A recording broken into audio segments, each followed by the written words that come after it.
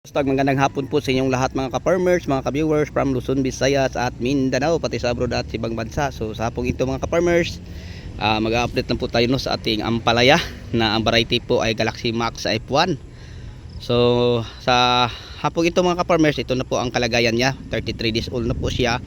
May pa isa-isang bunga na malaki no, kasi yun po ang variety ng ampalaya mga ka-farmers. Pag hindi lang sa stress 38 days pwede na nating mapipitasan. So ganyan kabilis mga ka-farmers no.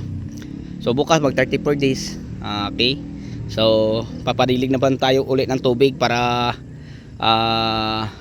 hindi siya malalanta sa sobrang init mga ka-farmers.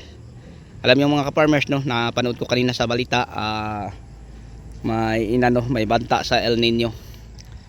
So, kaya nga mga ka-farmers, ang mga pananim natin pag halimbawa ay kulang sa tubig no, share ko lang po sa inyo, dehydrates po siya, tapos hindi siya makapagbigay ng magandang bunga. Kaya nga ang ating ampalaya na ang variety ay Galaxy Max F1 na magandang itanim sa tag-ulan, tapos na itanim natin sa tag-araw, bansot siya mga ka-farmers kung kulang sa tubig.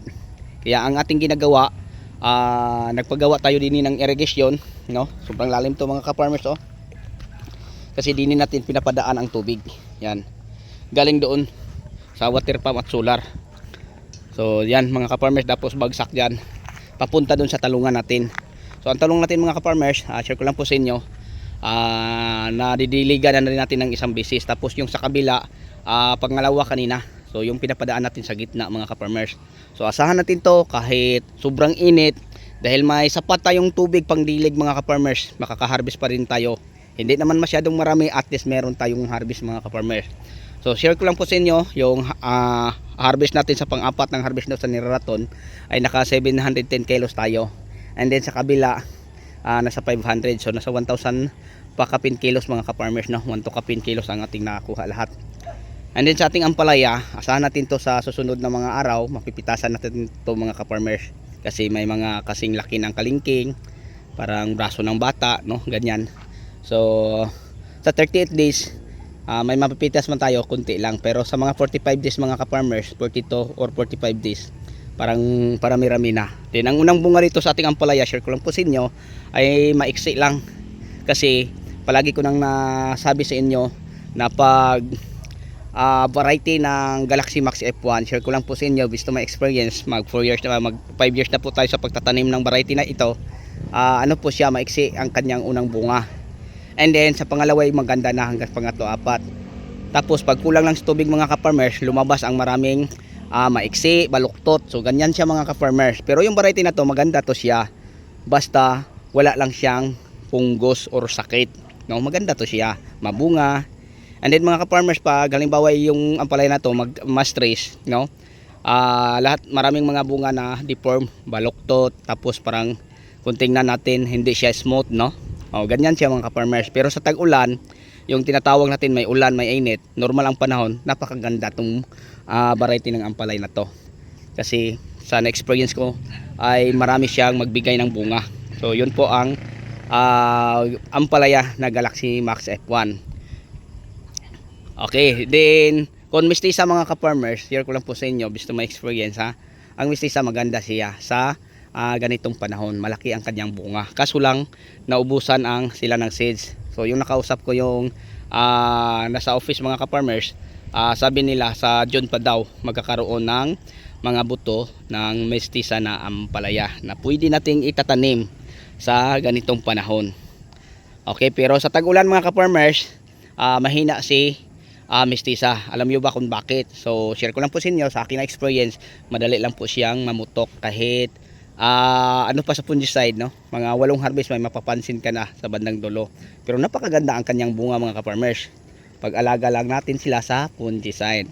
So parang manatiling maganda, maulan man iinit ang ating mistisa mga ka-farmers, hindi natin kukulangin sa mga fungicide na kaya silang maprotektahan kahit sa maulan na panahon. So share ko lang po sa inyo, ang fungicide na maganda sa maulan ng panahon ay yung Amistar, Robato at saka Luna Sensation. So kaya po protektahan mga ka-farmers ang dahon, bulaklak, malit na bunga at saka bunga na pwedeng i-harvest sa mga fungicide na yon. So yun lang po siguro no, ang ma-share ko po sa inyo.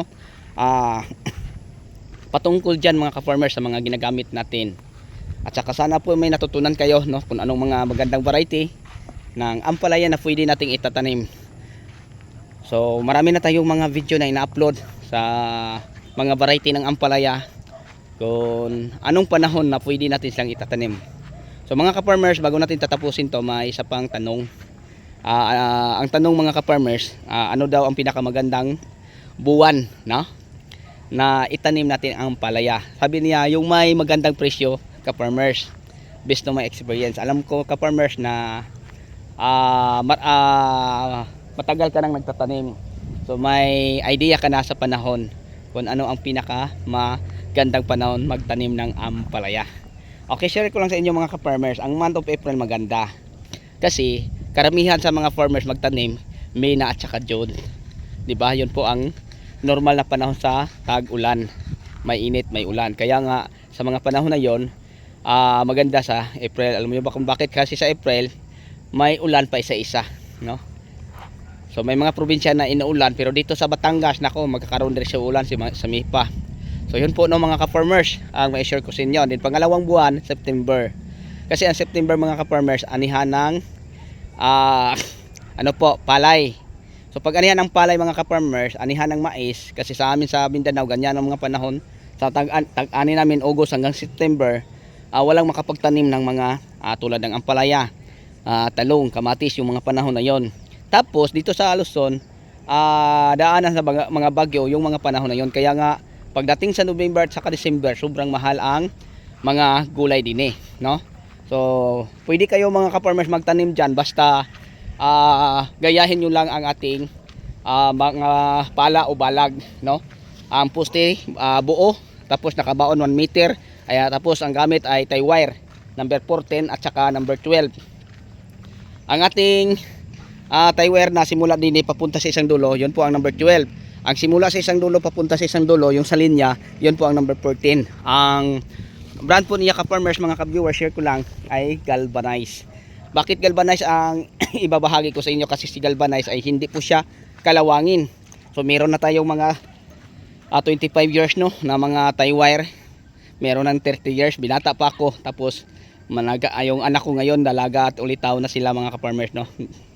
Binata at dalaga na. So ganyan nakatagal mga ka-farmers. So ulitin ko tie wire number 12 ang ating gagamitin simula din itali sa paltak papunta sa isang gilid. Ang simula sa isang dulo sa linya, simula dyan papunta doon ay number 14. So malaki po siya mga ka-farmers no na tie wire. Okay, so bago tayo magtapos sa ating pag-share ng kunting kaalaman sa pagtatanim po ng ampalaya, mega love shoutout po sa lahat ng mga subscriber, viewers, sharer at commentators. So sa inyong walang sawang pagsuporta, maraming salamat po. Bye bye and God bless. So kung isa kang mahilig sa ganitong usapin about farming mga ka-farmers, paki-check lang po sa aking FB account, FB page, FB Reels, kasi may mga short video tayo doon. Mas marami pa tayong na-i-upload na video kasi nasa mga 6,000 na. And then sa ating YouTube ay nasa 4 kapin pa, no? 1,004 videos. So sa inyong lahat, hanggang dito na lang po. Ako na po yung magpapalam hanggang sa muli. Bye bye. God bless, happy watching at mabuhay po tayong lahat. Thank you.